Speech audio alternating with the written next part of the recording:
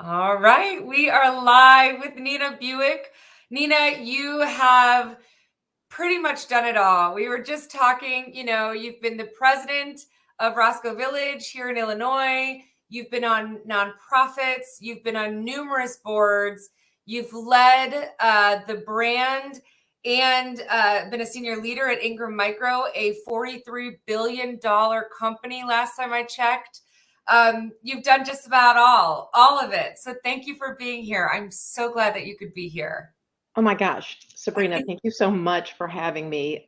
We were just talking about, I love having coffee talks with you because we cover such a variety of topics, and I appreciate joining you today and your viewers. And thank you for posting my blog about my experience and my father working at my father's diner when I was growing up. I am as you know, I am still a child of immigrant parents who came from Greece and started in the restaurant business in the US. I grew up in Atlanta, Georgia. And from there, I lived there most of my life. Then we moved to Chicago, relocation for my husband, right around the time that I joined Ingram. And then now we live in Florida. So kind of traveling around, but I've had the wonderful experience of, as you mentioned, serving on boards. And I think, we talked about currency, and I will tell you that I often tell people, I've told my children, the people that I work with, not all currency is green. Right. That you can do so many things. Some of my best work was done pro bono for no money, Right. serving the community in Roscoe Village, the Leukemia and Lymphoma Society's team and training program, helping teams complete 7 marathons and 1 hike for discovery, raising lots of money. And that was because my mom had non-Hodgkin's lymphoma, and just feeling like you're giving to the community. That's currency. And we shouldn't discount that. You learn so much. Yeah.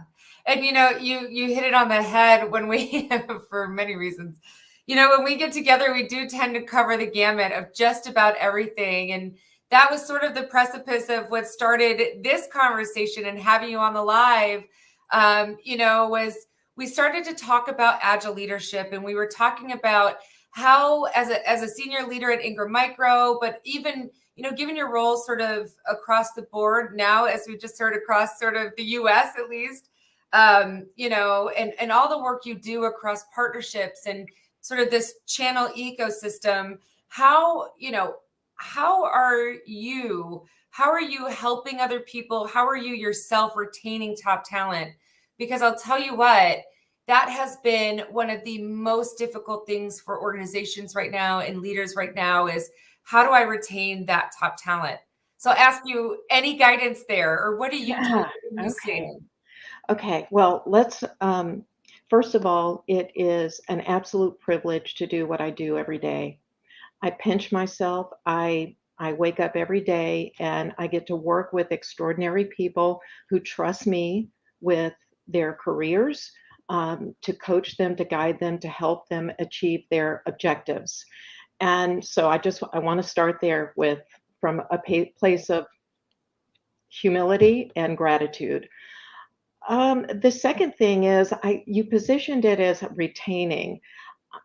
I don't focus really on that. I don't think of retention. I don't wake up and go, God, am I going to lose somebody? It's a crazy market out there.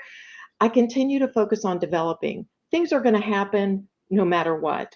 Opportunities are going to come people's way. And am I preparing them for that? For whatever's next? If it's next within our organization or next in the world of tech that we work in, if they're going to be the best version of themselves, then I've done my job, right? So, and then we'll continue to bring in new people and grow them and make them stronger. So I think of it just more, I don't focus on retention, I focus on development. Okay.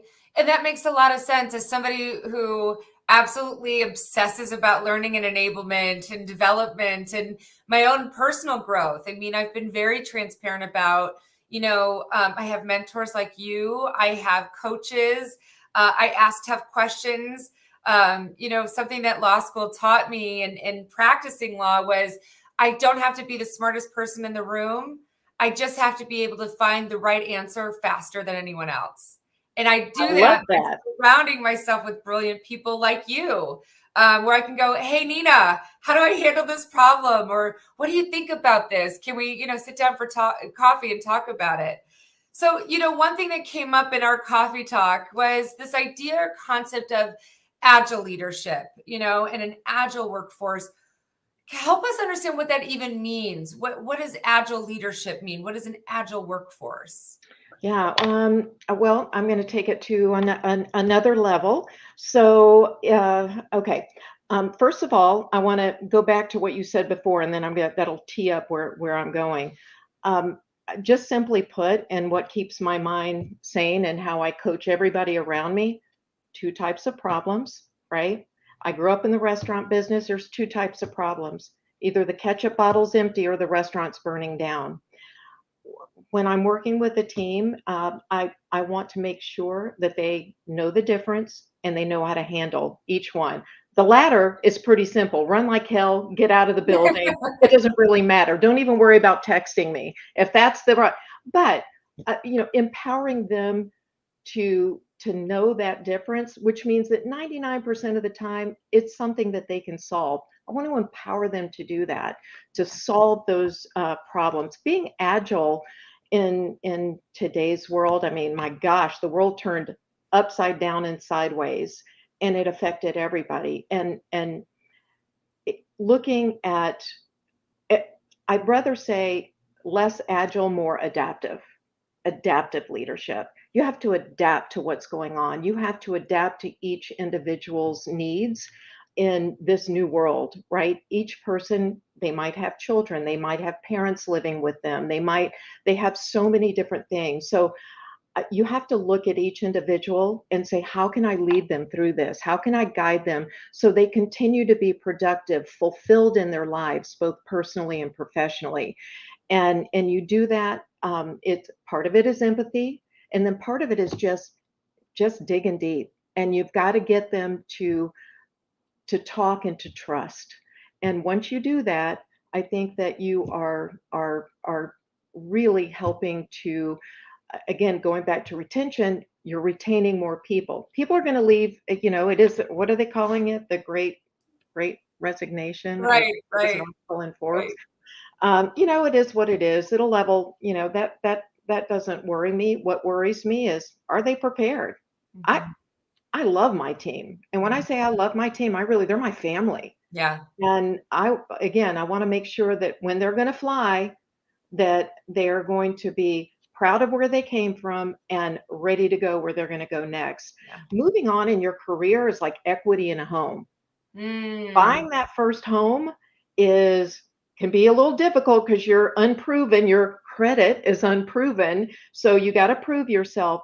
But then you start building equity, and equity in your career, start proving yourself. So the buying of the next home or moving on to the next job, you're more prepared, and then you're more prepared. I want to make sure everyone on my team has the enough equity to grow from wherever they're going to go. I hope everyone listening is like feverishly taking notes. I want to highlight two things that you said, because both of them gave me chills. I think this is why I just adore you, because you say things that apply to business and leadership. And by the way, I think everybody has influence. Everybody's leading something.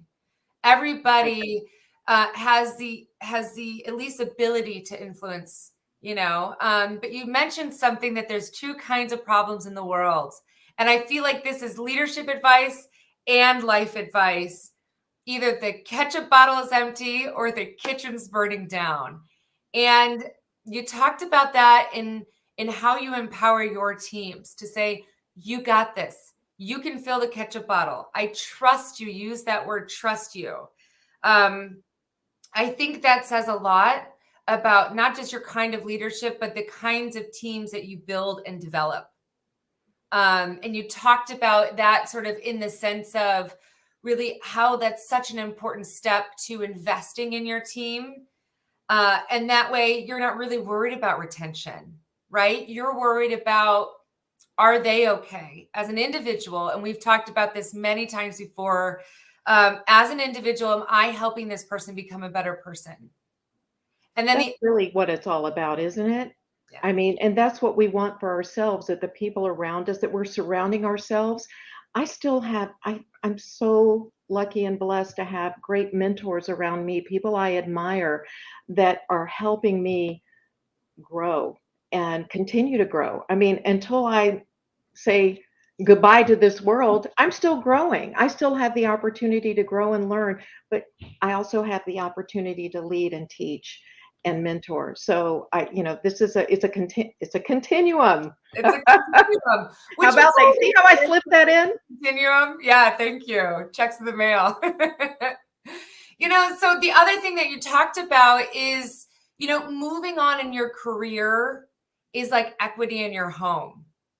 And I love that. And one of the things that I just so admire about you too is you're such a good storyteller. I love how you can simplify things. And I get that that's so much how your brain works. You're such a good storyteller at really truncating the message and getting to the heart of it, and then giving a great analogy. Like, we can all understand what it's like to have equity in our home. So I wanted to highlight that because I think that's just so important for us to remember as we're kind of building out our leadership, building out our teams, building out our own careers and our own brands.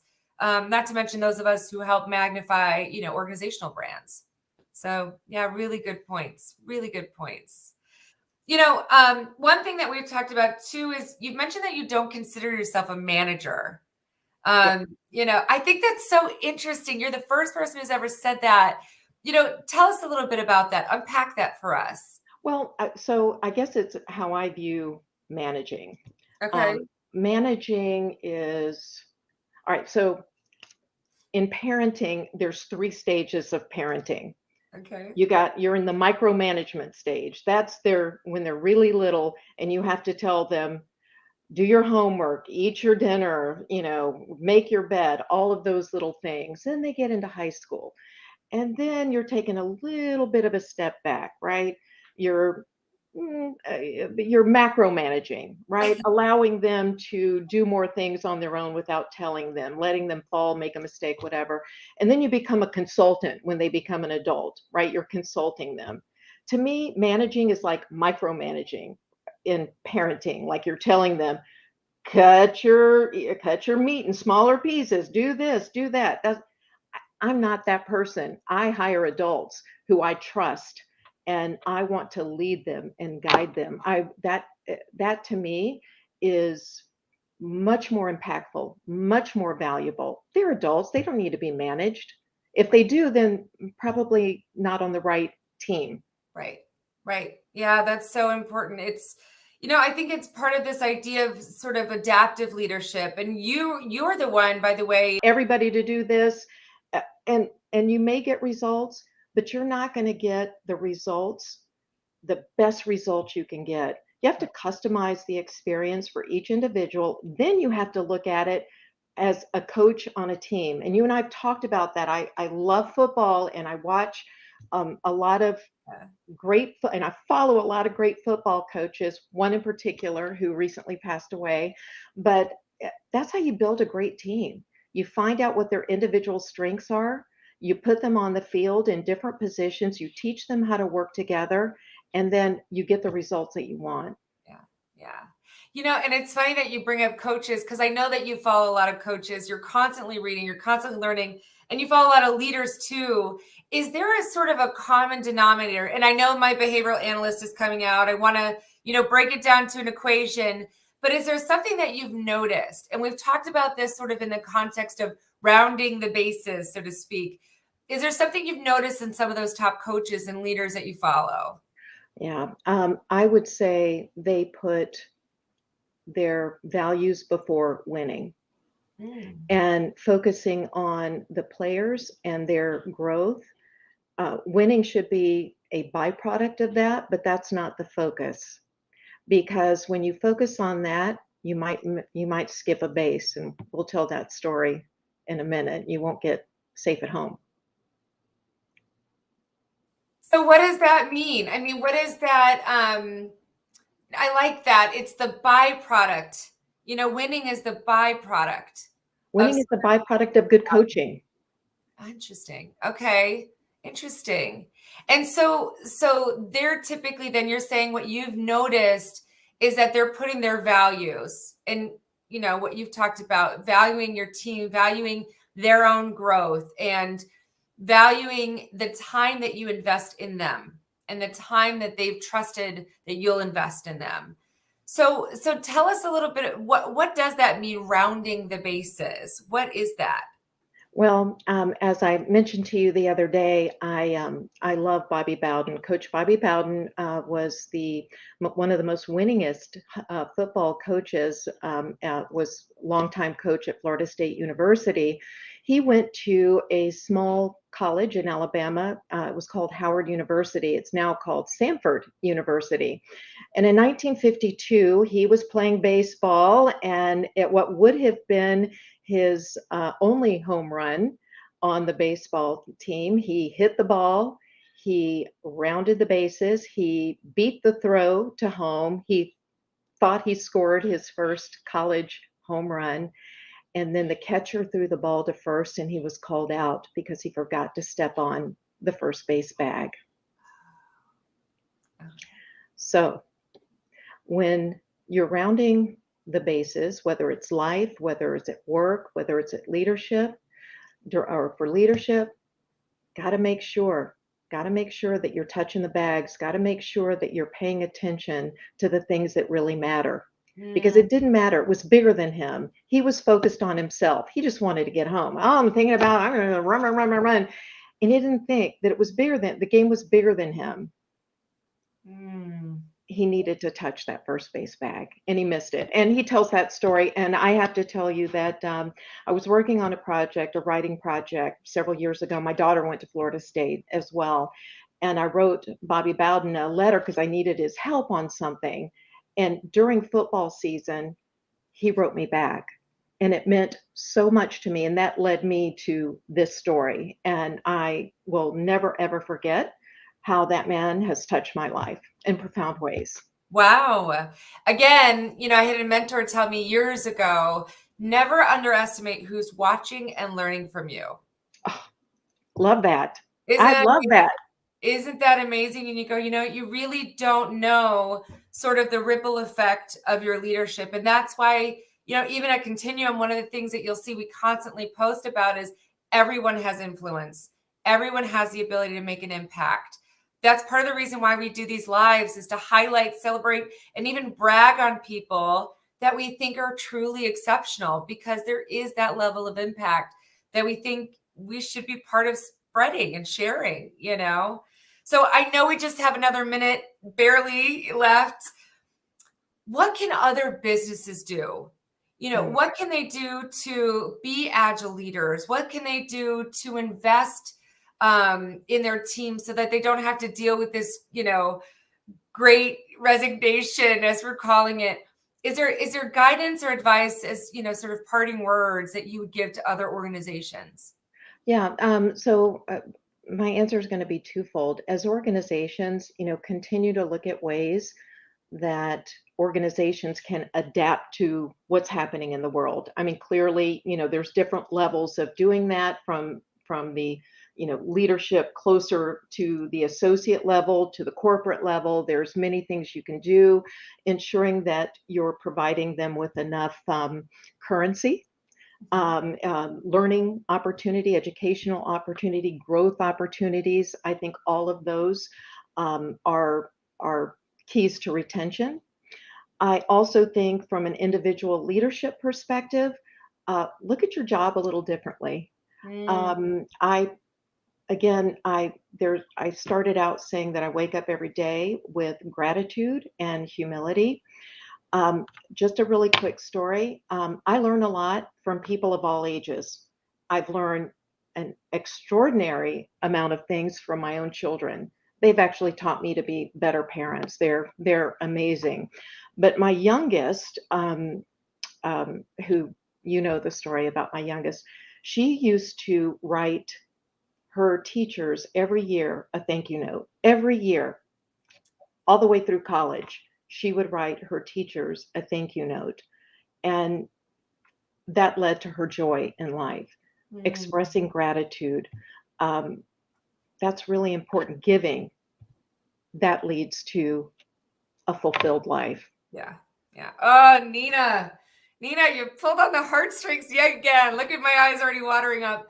I appreciate you as a person, as a leader. You're just good people. Thank you for this. The comments have been flooding in. Thank you for your time. Thank you for your leadership. We can't wait to see what comes next. I know Nina mentioned it earlier. She has a wonderful blog. And by the way, that where the ketchup story comes from, or the ketchup advice comes from. So definitely check it out. Nina, as we close, where can people find you? Where can they get a hold of you? What should they be looking at? Tell the world what you have going on. Oh, gosh. You can find me on LinkedIn. Connect with me. I would love to connect with you. I would love to learn more about you as I share more about myself. That's the human experience that I love most. So please do. And again, Sabrina, thank you. Thank you for this opportunity. Thank you for your friendship. I just wish all of you the very best. Likewise. All right. We'll see you soon. Thanks, everyone. Have a great day. Bye. Bye-bye.